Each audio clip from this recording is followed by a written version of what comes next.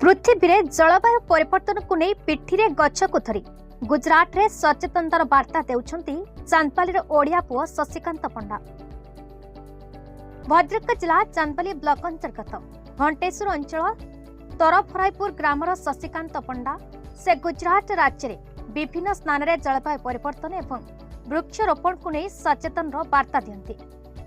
से विगत दिन मानकर गुजरात विभिन्न एनजीओ और सरकार तरफ पुरस्कृत होती। गतकाली गुजरात साबरमती नदी कूल आदानी पक्षर अनुष्ठित होता जलवायु परिवर्तन और वृक्षरोपण को नहीं सचेतनता वार्ता देवाई शशिकांत को अदानी तरफ निमंत्रण करा जायथिला। शशिकांत एक नियारा उपाय गोटे प्लास्टिक ड्रम भितर एक वृक्ष कांथरे रखी अम्लजान मास्क निजे मुहरे लगाई सचेतन कराइथिले। जदि आमे आवश्यक अनुसार वृक्षरोपण न करूछंती ताहले 2050 बेलू आमे जेमिति कोविड समय अम्लजान सिलिंडर पर डहल विकल होते सेमिति आमे अम्लजान सिलिंडर को मो भली कांथरे रखी मास्क मुहरे लगाई बुलिबाको पड़िबो एवं 70 डिग्री तापमात्रा रे बुलिबाको पड़िबो एवं 28 केजी दूषित वायु को परिष्कृत करे।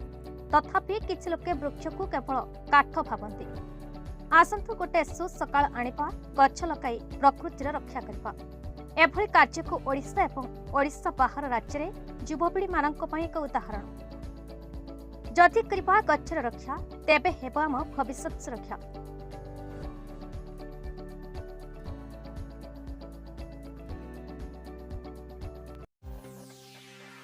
चांदपाल किसान पात्रंक रिपोर्ट, भारत न्यूज।